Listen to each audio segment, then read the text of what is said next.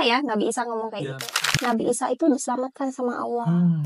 Ketemulah surah An-Nisa ya. Surah An-Nisa 156 yang menceritakan tentang kisah Nabi Isa. Katanya agama Muslim tuh percaya loh sama Nabi Isa. Tapi kok apa sih? Gimana sih bedanya?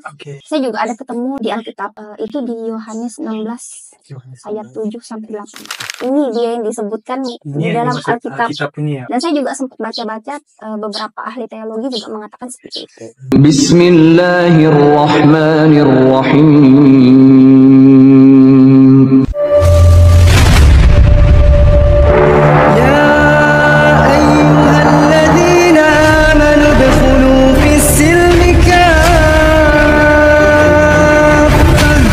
Saya Cynthia Monica, biasa dipanggil Tia. Iya.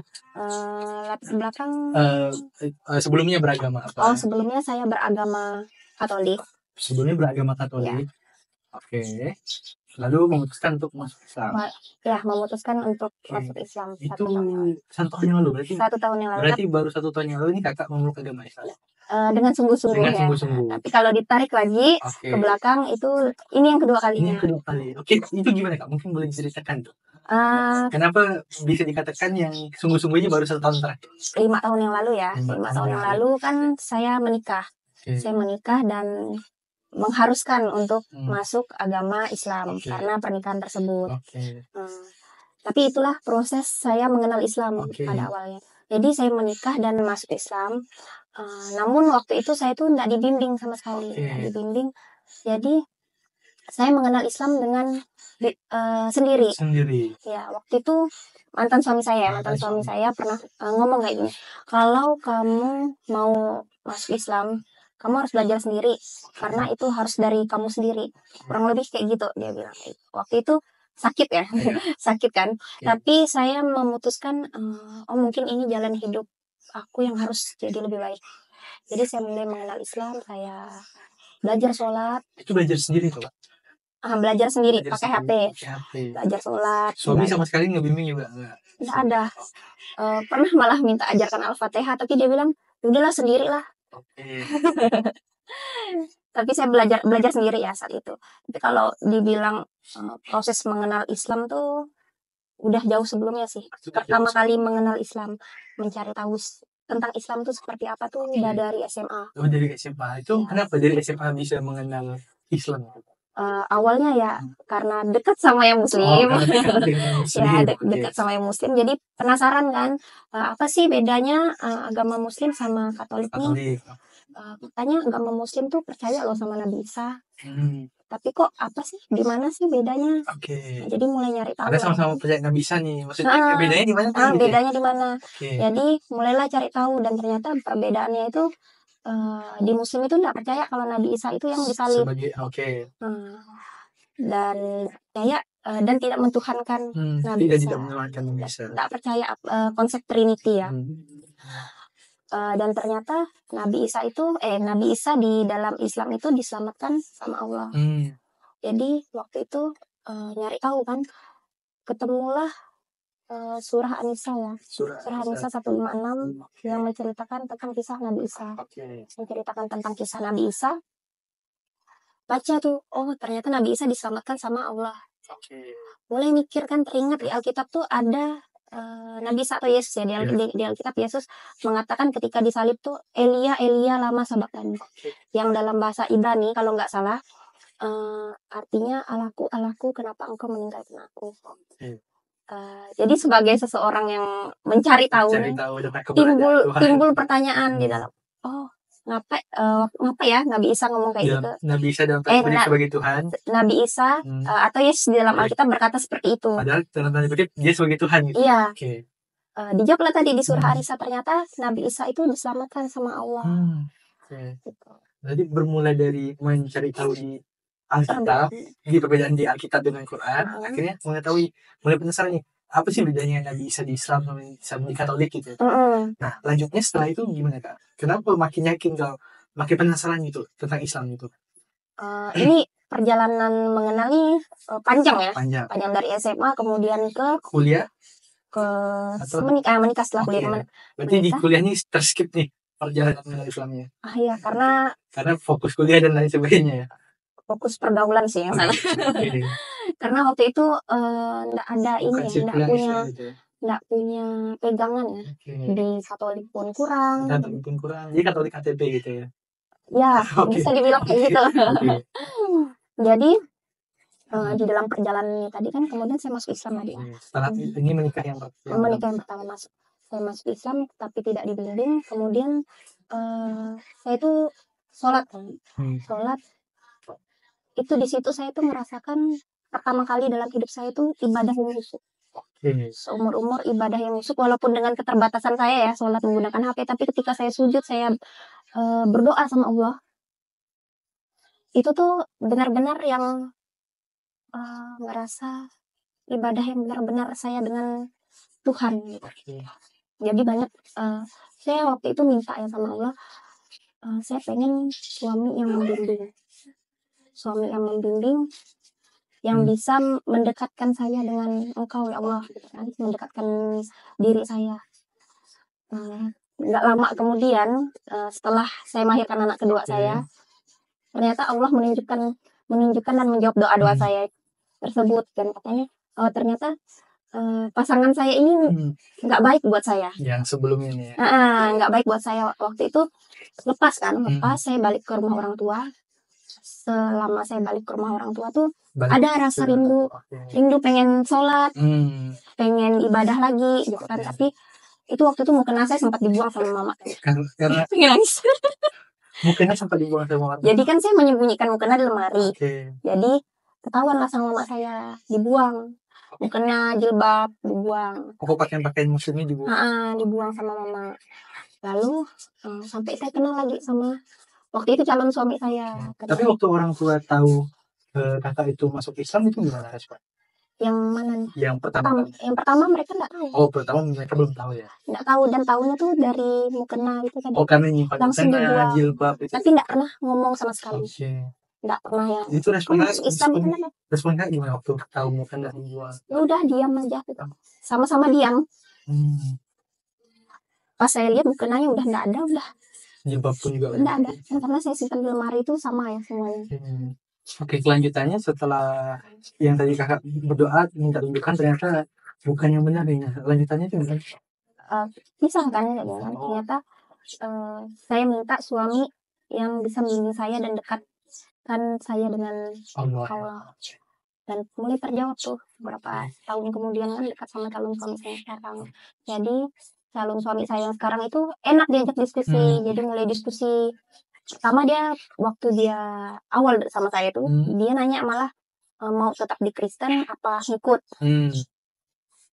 Keputusan saya ngikut kan, karena memang saya jujur sama dia, sempat ngerasa rindu sama sholat, rindu sama ibadah. Pernah Islam juga. Tuh. Oke, nah ketika alhamdulillah ini kan kakak ditemukan dengan suami yang baru ini, alhamdulillah berarti disitulah kakak mulai betul-betul mengenal Islam kembali. Ya, mulai banyak, mulai nyari tahu lagi nih, sampai waktu itu kan mengenal Rasulullah ya, mengenal Rasulullah. Siapa sih dan bagaimana sih ajarannya, gitu kan. Mulai tahu, ternyata apa yang dikatakan orang-orang selama ini nggak kayak gitu. Karena sempat dengar lah ya dari kiri kanan waktu masih di Katolik tuh, Islam tuh gini-gini yang dibilang negatif ya, ajarannya tuh gini-gini. Karena dengarnya dari tapi media kan kita nggak akan tahu kalau kita nggak cari tahu kan. Jadi mulai cari tahu tentang ajaran Rasulullah. Mulai cari tahu, ternyata Islam tuh indah. Ternyata enggak kayak yang saya dengar kemarin selama ini. Yang dikatakan orang teroris. Iya, betul. Enggak seperti demikian itu ya. Sampai mulailah saya juga ada ketemu di Alkitab. Itu di Yohanes 16 ayat 7 sampai 8. Gimana tuh bunyinya, Kak? Kurang lebih ya, karena saya bukan dari background teologi ya, tapi kurang lebih isinya kayak gini. Jikalau aku tidak pergi, maka penolong itu tidak akan datang. Aku akan mengutus dia, dan dia akan mengisahkan dunia akan dosa, kebenaran, dan keadilan. mulai mikir loh. Siapa sih yang dimaksud ini nih? Ketika kenal Nabi Muhammad ini tadi, Nabi Muhammad Rasulullah ini tadi, mikirlah, oh apa yang disebutkan ini beliau. Dan setelah tahu kayak gimana ajaran beliau, perjuangan mulailah mikir, oh ini dia yang disebutkan di dalam Alkitab ini ya. Dan saya juga sempat baca-baca beberapa ahli teologi juga mengatakan seperti itu. Berarti juga mempelajari juga nih Kak tentang Nabi Muhammad itu siapa juga. Masih sedikit sih ilmu saya, tapi udah cukup untuk meyakinkan keimanan bahwasanya kayak ini agama yang benar gitu. Tapi alasan lain lagi Kak yang mendukung, alasan yang paling kuat dari Kak memilih Islam itu? Itu sih tadi puncaknya, tapi di belakangnya ada lagi proses yang terjadi. Iya, kayak dari ajaran-ajaran saya dulu ini ya dibilang rajin baca Alkitab enggak juga, tapi cukup membaca beberapa kitab, itu lebih dari satu kali, terutama Perjanjian Lama. Perjanjian Lama itu ada beberapa tentang Kejadian, Keluaran. Dari awalnya terciptanya bumi, kemudian Nabi Adam dan keturunan-keturunannya, kemudian sampailah di Imamat ini tadi. Itu kalau di Alkitab itu bilangnya firman Tuhan Allah kepada Nabi Musa. Nah, salah satunya tuh ada tentang mengharamkan makanan yang diharamkan dan dinajiskan. Dan salah satunya yang biasa dimakan babi itu tadi. Juga itu ya. Ya. Nah, salah satunya di Alkitab itu di Perjanjian Lama itu diharamkan. Iya. Jadi dari situ juga muncul pertanyaan kan, kok firman Tuhan loh ini yang diturunkan gitu. Tapi kok ini yang paling banyak dilanggar gitu. Tapi ini kok dilanggar gitu. Nah, itu tadi termasuk di kitab Imamat itu juga banyak dikatakan bahkan tentang wanita yang haid itu najis, kenapa harus membersihkan diri. Dan itu najis ya, di situ dikatakan wanita yang haid itu najis ya. Karena keluar darah kotor itu tadi kan. Dan ketika mengenal Islam dijawablah, oh kenapa wajib bersih, wajib di Islam tuh wajib mandi bersih. Menyadari lah kalau ternyata banyak ajaran yang di Alkitab Perjanjian Lama ini itu tuh benar-benar disempurnakan dan konsisten gitu di dalam Islam. Merasa Islam inilah agama yang akan saya jalani. Itu gimana Kak ketika kan tadi kan yang pertama kan diam-diam nih orang tua tidak tahu ketika Kak Islam. Nah itu ketika 1 tahun terakhir ini gimana? Apakah orang tua sudah tahu? Atau? Alhamdulillahnya udah enggak ini sih. Dan enggak mempermasalahkan lagi. Tapi udah tahu. Tapi waktu pertama kali tahu Islam nanya aja sih. Awalnya Natal tahun lalu ya. Natal tahun lalu, balik gak nih? Kamu masih makan B2 enggak sih katanya? Kalau masih bawa, tapi kalau enggak usah katanya gitu. Itu udah mulai kan. Nanya nih, memastikan nih. Dia kayaknya tipikal orang tua ini yang enggak langsung nanya, tapi pelan-pelan. Oh, diam ya kan? Diam tapi enggak bawa. Tapi udah berhijab gitu. Kalau balik kan enggak. Kalau waktu itu ya balik belum berani. Karena alhamdulillah. Karena udah tahu juga kan. Insya Allah. Karena belum ada kan balik lagi. Belum ada balik lagi ke sana. Nah, berarti dengan pertanyaan orang tua seperti tadi itu ingin memastikan secara tidak langsung orang tua ini pengen memastikan kan. Habis itu mulai beberapa pertanyaan. Kamu masuk Islam ya gitu? Enggak sih, enggak langsung gitu. Enggak langsung, lebih yang tersirat gitu ya Pak? Terakhir waktu itu mama itu ini yang terakhir puncaknya benar-benar itu mama minta KTP. Ada keperluan kan KTP sama kakak. Saya tanya mau yang Islam atau yang Katolik. Ada 2 data berarti. Kan masih ada yang lama kan datanya, masih ada fotonya. Oh udah Islam kah? Udah langsung kirim. Gitu. Tapi respon orang tuh udah enggak marah gitu ya. Karena mungkin udah merasa saya udah dewasa, udah punya 2 anak. Tapi gimana perasaan kakak ketika dulu itu sebelum mengenal, dulu itu pas sebelum Islam dan juga ketika kakak pindah Islam tuh gimana perasaan? Lebih tenang. Lebih tenang. Jauh lebih tenang. Kenapa tuh Kak? Kenapa jauh lebih tenang? Emang sebelumnya berarti nggak tenang? Sebelum ini ya, saya tuh ada anxiety disorder. Ketika saya pisah, terus saya balik tuh, itu agak terganggu gitu ya? Benar-benar terganggu ya. Yang tiap hari saya tuh cemas, kayak overthinking, ngerasa kayak badan saya ini kayak numpang tinggal, tapi nggak tahu gitu, kayak arwah kayak gimana ya, kayak ngerasa jiwa saya ini cuma numpang di badan. Kapan saya ini nggak ada gitu. Atau jangan-jangan tiap hari pikiran saya tuh jangan-jangan hari ini ya gitu. Aku nggak ada gitu. Berarti cemas sekali gitu ya? Cemas sekali. Sampai kata orang tuh itu ya kurang dekat sama Tuhan. Atau ada lah beberapa yang kurang ibadah kan. Oh enggak, saya kan denial ya. Denial juga. Waktu itu cukup denial kan. Enggak kok, ini masalah psikologi, enggak ada hubungannya gitu kan. Lalu saya sempat ke psikolog, cuman terapinya enggak saya teruskan. Karena cukup pricey ya. Terapinya enggak saya teruskan.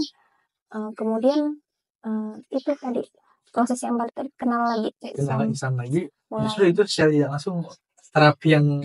Nah, ketika saya mulai sholat, mulai saya dekat sama Allah, mulai sering ibadah, saya mulai mempercayakan hidup saya. Saya mulai percaya kalau hidup saya hidup matiku di tangan Allah. Mulai situ. Mulai pelan-pelan nggak pernah kambuh sama sekali. Alhamdulillah.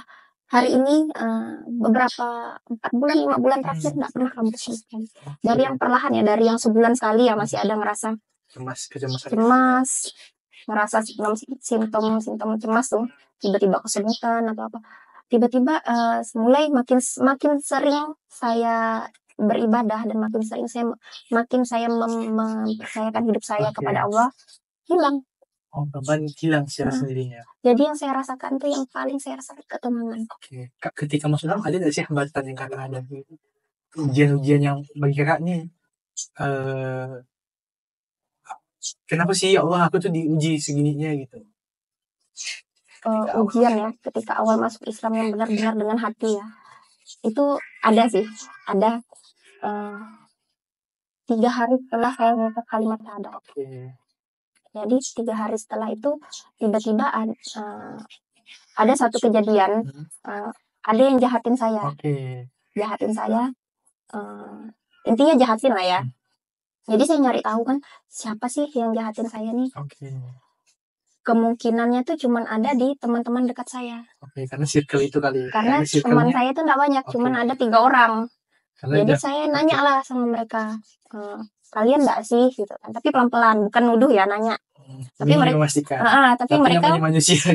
tapi mereka malah marah sama saya. Kok tega sih nuduh mereka gitu. Nggak percaya sih sama sendiri gitu. Lalu saya ini ya, waktu itu posisinya saya masih di Sanggau. Saya balik ke rumah kontrakan saya. Waktu saya di rumah orang tua. Sering tidur di rumah orang tua kan. Saya balik ke rumah kontrakan saya sholat.